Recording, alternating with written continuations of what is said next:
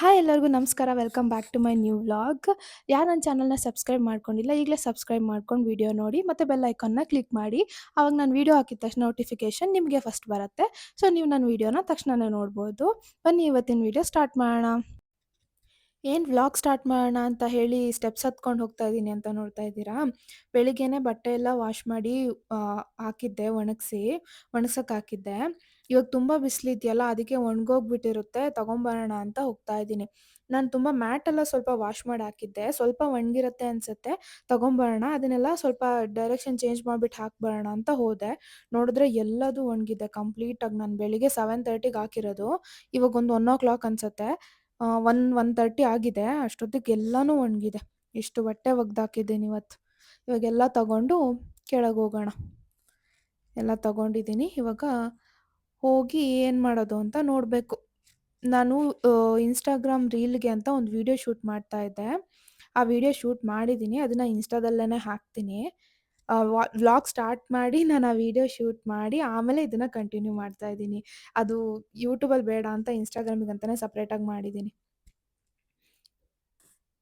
ಮಧ್ಯಾಹ್ನ ಊಟ ಆದ್ಮೇಲೆ ಸ್ವಲ್ಪ ಟೈಮ್ ಇರುತ್ತಲ್ಲ, ಆವಾಗ ಒಂದೊಂದು ಸಲ ಬೇಜಾರಾಗ್ತಾ ಇರುತ್ತೆ. ಏನು ಮಾಡೋಕ್ಕೂ ಇಂಟ್ರೆಸ್ಟ್ ಇರಲ್ಲ. ಕೆಲವೊಂದು ಸಲ ಟಿವಿನೂ ನೋಡೋಕೆ ಇಂಟ್ರೆಸ್ಟ್ ಇಲ್ಲ, ಮೊಬೈಲು ಬೇಡ, ಯಾರ ಹತ್ರ ಮಾತಾಡೋಕ್ಕೂ ಇಂಟ್ರೆಸ್ಟ್ ಇರಲ್ಲ. ಅಂಥ ಟೈಮಲ್ಲಿ ಏನು ಮಾಡೋದು ಅಂತ ನಾನು ಯೋಚನೆ ಮಾಡ್ತಾ ಇದ್ದೆ. ಆವಾಗ ನನಗೊಂದೇನೋ ಸಿಕ್ತು. ಅದನ್ನ ಆರ್ಡ್ರ್ ಮಾಡಿದ್ದೀನಿ. ಅದು ತಗೊಂಡು ಆಲ್ರೆಡಿ ಒಂದು ಸ್ವಲ್ಪ ದಿನ ಆಯಿತು. ಒಂದು 2, 3 ಪೇಜಸ್ ಏನೋ ಫಿಲ್ ಮಾಡಿದ್ದೀನಿ. ಅದನ್ನ ನಾನು ಮಧ್ಯಾಹ್ನ ಇವಾಗ ಕುತ್ಕೊಂಡು ಮಾಡ್ತಾ ಇರ್ತೀನಿ ಒಂದೊಂದು ಸಲ. ಈ ಮನೇಲಿ ಲೈಟೇ ಬರಲ್ಲ. ಇಷ್ಟೇ ಬೆಳಕು ಬರೋದಿಲ್ಲಿ. ಗ್ರೌಂಡ್ ಫ್ಲೋರಲ್ಲಿ ಇರೋದ್ರಿಂದ ಇಷ್ಟೇ ಬೆಳಕು ಬರೋದು. ಏನಾದರೂ ಕ್ಲಿಯರಾಗಿ ಕಾಣಬೇಕು ಅಂತಂದರೆ ಲೈಟ್ ಆನ್ ಮಾಡ್ಕೊಂಡೇ ಇರಬೇಕು. ಇದು ನೋಡಿ, ಇದು ಏನು ಕಲರ್ ಫಿಲ್ ಮಾಡ್ತಾರಲ್ಲ ಅದು. ನಾನು ಮಂಡಲ ಇದು ತಗೊಂಡಿದ್ದೀನಿ. ಅದನ್ನ ಫಿಲ್ ಮಾಡ್ತಾ ಇರ್ತೀನಿ ಒಂದೊಂದು ಸಲ ಬೇಜಾರಾದಾಗ.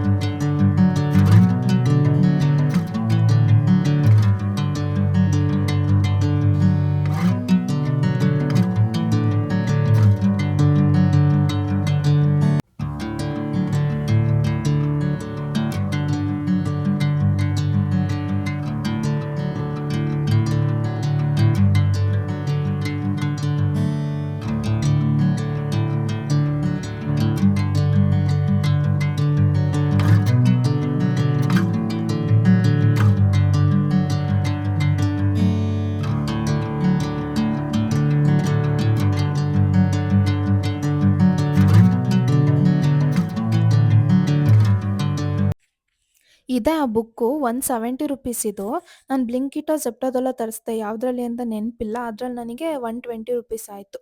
ಈ ವಿಡಿಯೋದಲ್ಲಿ ನಾನು ವಾಯ್ಸ್ ಓವರ್ ಕೊಡೋಣ ಅಂತ ಡಿಸೈಡ್ ಮಾಡಿ ಮೈಕ್ ಎತ್ತಿಟ್ಬಿಟ್ಟು ಬಂದಿದ್ದೀನಿ. ಆದ್ರೆ ಮರ್ತೋಗ್ಬಿಟ್ಟು ಹಾಗೆ ಮಾತಾಡ್ತಾನೇ ಇದ್ದೀನಿ. ಯಾಕಂದ್ರೆ ಈವ್ನಿಂಗ್ ನಾನು ಶೂಟ್ ಮಾಡ್ತಾ ಇರೋದಿದು. ನೈಟ್ ಡಿನ್ನರ್‌ಗೋಸ್ಕರ ಮಾಡ್ತಾ ಇರೋದು. ಅಲ್ಲಿ ನೈಟು ಮಕ್ಕಳೆಲ್ಲ ಆಟ ಆಡ್ತಿರ್ತಾರಲ್ಲ, ಸೊ ಸೌಂಡ್ ಕೇಳ್ತಾ ಇತ್ತು. ಅದಕ್ಕೆ ಬೇಡ ಅಂತ ನಾನು ಆಮೇಲೆ ವಾಯ್ಸ್ ಓವರ್ ಕೊಡೋಣ ಅಂತ ವಿಡಿಯೋ ಶೂಟ್ ಮಾಡ್ತಿದ್ದೀನಿ. ಆದ್ರೆ ಮರ್ತೋಗ್ಬಿಟ್ಟು ಮಾತಾಡ್ತಾನೇ ಇದ್ದೀನಿ. ವಾಂಗಿಬಾತ್ ಮಾಡ್ತಾ ಇದ್ದೀನಿ ನೈಟ್ ಡಿನ್ನರ್‌ಗೆ. ಅದಕ್ಕೆ ಹುಣಸೆಹಣ್ಣು ರಸ ಬೇಕಲ್ವಾ? ನಾನು ಅದಕ್ಕೆ ಒಂದು ಬೌಲಲ್ಲಿ ಹುಣಸೆಹಣ್ಣು ತಗೊಂಡು, ಅದಕ್ಕೆ ಬಿಸಿನೀರು ಹಾಕಿದ್ರೆ ಬೇಗ ರಸ ತಗೊಬೋದು ಅಂತ ಬಿಸಿನೀರು ಕಾಯಕ್ಕೆ ಇಟ್ಟಿದ್ದೀನಿ.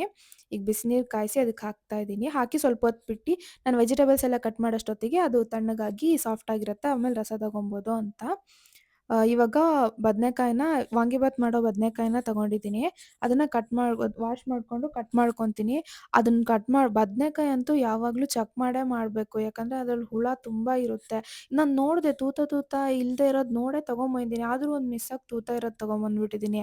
ಅದ್ರಲ್ಲಿ ಹುಳ ಬಂದ್ಬಿಟ್ಟಿದೆ. ಮತ್ತೆ ನಾವು ತರಕಾರಿ ಕಟ್ ಮಾಡುವಾಗ ಅದು ಕಪ್ಪಾಗತ್ತಲ್ಲ, ನಾರ್ಮಲಿ ಬದನೆಕಾಯಿ ಆಗುತ್ತೆ, ಆಲೂಗಡ್ಡೆ ಆಗುತ್ತೆ, ಮತ್ತೆ ಬಾಳೆಕಾಯಿ ಆಗುತ್ತೆ. ಅದಕ್ಕೆ ಅದನ್ನ ಕಟ್ ಮಾಡುವಾಗ ನೀರಲ್ಲಿ ಹಾಕ್ಕೊಬೇಕು. ನೀರಲ್ಲಿ ಹಾಕ್ಕೊಂಡ್ರೆ ಅದು ಕಪ್ಪಾಗಲ್ಲ. ಇದು ನಾನು ನೀರಲ್ಲಿ ಹಾಕ್ಕೊಂಡಿದ್ದೆ, ಆದ್ರೂ ಒಂದು ಸ್ವಲ್ಪ ಕಪ್ಪಾಗ್ಬಿಡ್ತು. ಯಾಕಂದ್ರೆ ಮೇಲ್ ತನಕ ನೀರು ಫಿಲ್ ಆಗಿರ್ಲಿಲ್ವಲ್ಲ, ಅದಕ್ಕೆ ಕಪ್ಪಾಗ್ಬಿಡ್ತು. ಇದು ಮಾತ್ರ ತುಂಬ ಬೇಗ ಕಪ್ಪಾಗುತ್ತೆ. ಆಲೂಗಡ್ಡೆ ಅಷ್ಟೊಂದು ಬೇಗ ಆಗಲ್ಲ. ಬದನೆಕಾಯಿ ಮತ್ತೆ ಬಾಳೆಕಾಯಿ ಅಂತೂ ತುಂಬ ಬೇಗ ಬಾಳೆಕಾಯಿ ಅಲ್ಲ ಸಾರಿ, ಏನು ಹೌದು. ಬದನೆಕಾಯಿ ಮತ್ತು ಬಾಳೆಕಾಯಿ ಅಂತೂ ತುಂಬ ಬೇಗ ಕಪ್ಪಾಗತ್ತೆ. ಇಲ್ಲಿ ನೋಡಿ ಇದ್ರಲ್ಲೊಂದು ಹುಳ ಬಂದ್ಬಿಟ್ಟಿದೆ. ನಾನು ಎಷ್ಟು ನೋಡಿ ತಗೊಂಬಂದ್ರು ಇದ್ರಲ್ಲಿ ಹುಳ ಬಂದಿದೆ. ಇದು ಆಲ್ಮೋಸ್ಟ್ ಒಂದು ಚೂರೇ ಚೂರು ಸಿಕ್ಕಿರೋದು, ಒಂದು ಅರ್ಧನೂ ಇಲ್ಲ. ಅರ್ಧಕ್ಕಿಂತ ಕಡಿಮೆ ಸಿಕ್ಕಿದೆ. ಅದನ್ನ ಚೆನ್ನಾಗಿರೋದನ್ನ ಮಾತ್ರ ಕಟ್ ಮಾಡಿ ಹಾಕ್ಕೊಂತಾ ಇದ್ದೀನಿ. ಇದಕ್ಕೇನು ಜಾಸ್ತಿ ಐಟಮ್ ಬೇಡ. ಬದನೆಕಾಯಿ ಕಟ್ ಮಾಡ್ಕೊಂಡಿದ್ದೀನಿ. ಇದಾದ್ಮೇಲೆ ಒಂದು ಈರುಳ್ಳಿ ಕಟ್ ಮಾಡ್ಕೊತೀನಿ. ಹಾಗೆ ಕರಿಬೇವು, ಸ್ವಲ್ಪ ಕೊತ್ತಂಬರಿ ಅಷ್ಟೇನೆ. ಮತ್ತೆ ನಾರ್ಮಲ್ ಮತ್ತೆ ಕಡಲೆಬೇಳೆ ಅದೆಲ್ಲ ಬೇಕು ಅಷ್ಟೇ. ಒಗ್ಗರಣೆ ಐಟಮ್ಸ್ ಅಷ್ಟೇನೆ. ಇವಾಗ ಒಂದು ಬಾಣಲಿ ಇಟ್ಕೊತೀನಿ. ನಾನು ತೆಳು ತಳದ ಬಾಣಲಿ ಇಟ್ಕೊಂಡಿದ್ದೀನಿ. ಹಂಗಾಗಿ ಸ್ವಲ್ಪ ಜಾಸ್ತಿ ಹೊತ್ತು ಫ್ರೈ ಮಾಡಬೇಕಾಗಿತ್ತು. ಅಂದರೆ ಸಣ್ಣ ಫ್ಲೇಮಲ್ಲಿ ಫ್ರೈ ಮಾಡ್ತಾ ಇದ್ದೆ. ಅದಕ್ಕೆ ಜಾಸ್ತಿ ಹೊತ್ತಾಯಿತು. ಇವಾಗ ಆಯಿಲಿಗೆ ಕಡಲೆಬೇಳೆ ಹಾಕ್ಕೊಂಡಿದ್ದೀನಿ. ಕಡಲೆಬೇಳೆ ಕೆಂಪಾಗೋಷ್ಟೊತ್ತಿಗೆ, ಕೆಂಪಾದ್ಮೇಲೆ ಕರಿಬೇವು ಹಾಕ್ಕೊಂಡಿದ್ದೀನಿ, ಸಾಸಿವೆ ಮತ್ತು ಈರುಳ್ಳಿ ಹಾಕ್ಕೊಂಡಿದ್ದೀನಿ. ಈರುಳ್ಳಿನ ಜಾಸ್ತಿ ಹೊತ್ತು ಫ್ರೈ ಮಾಡಿಲ್ಲ. ಯಾಕಂದರೆ ಬದನೆಕಾಯಿ ಜೊತೆ ಈರುಳ್ಳಿ ಬೇಯುತ್ತಲ್ಲ, ಹಾಗಾಗಿ ಜಾಸ್ತಿ ಏನು ಫ್ರೈ ಮಾಡ್ಕೊಂಡಿಲ್ಲ. ಸ್ವಲ್ಪ ಇದಕ್ಕೆ ಉಪ್ಪು ಹಾಕ್ಕೊಂಡು ಹಾಗೆ ಬಾಡಿಸ್ಕೊತಾ ಇದ್ದೀನಿ. ಇದನ್ನು ಪ್ಲೇಟ್ ಮುಚ್ಚಿ ಒಂದು 75% ಇದು ಕುಕ್ ಆಗೋ ತನಕ ಇದನ್ನು ಬೇಯಿಸ್ಕೊತೀನಿ. ಅಷ್ಟೊತ್ತು ಕುಕ್ ಆದಮೇಲೆ ಇದಕ್ಕೆ MTR ವಾಂಗಿಬಾತ್ ಪೌಡ್ರ್ ತೊಗೊಂಡಿದ್ದೀನಿ ನಾನು. ನೀವು ಯಾವುದಾದ್ರೂ ತೊಗೊಳ್ಳಿ. ಅದನ್ನು ಒಂದು 4 ಸ್ಪೂನ್ ಹಾಕ್ತಾಯಿದ್ದೀನಿ. ಯಾಕಂದರೆ 75% ಕುಕ್ ಆಗಿದ್ದಾಗ ಇನ್ನೂ 25% ಇರುತ್ತಲ್ಲ, ಆವಾಗ 25% ಅದು ಆ ಪೌಡರ್ ಜೊತೆ ಕುಕ್ ಆದರೆ ಟೇಸ್ಟ್ ಚೆನ್ನಾಗಿರುತ್ತೆ ಅಂತ. ಬದನೆಕಾಯಿಗೆ ಅದೆಲ್ಲ ಹಿಡ್ಕೊಳ್ಳುತ್ತೆ ಅಂತ. ನೀವು ಫುಲ್ಲು ಆದ್ಮೇಲೆ ಹಾಕಿದ್ರೆ ಅದು ಫುಲ್ ಮೆತ್ತಗಾಗಿ ಕರ್ಗೋಗ್ಬಿಡುತ್ತೆ ಬದನೆಕಾಯಿ. ಅದಕ್ಕೆ ಇವಾಗಲೇ ಹಾಕಬೇಕು. ಅದಾದಮೇಲೆ ಅದಕ್ಕೊಂದು ಸ್ವಲ್ಪ ನಾನು ಖಾರ ಕಡಿಮೆ ಇತ್ತು ಅಂತ ಚಿಲ್ಲಿ ಪೌಡರ್ ಹಾಕ್ಕೊಂಡಿದ್ದೀನಿ.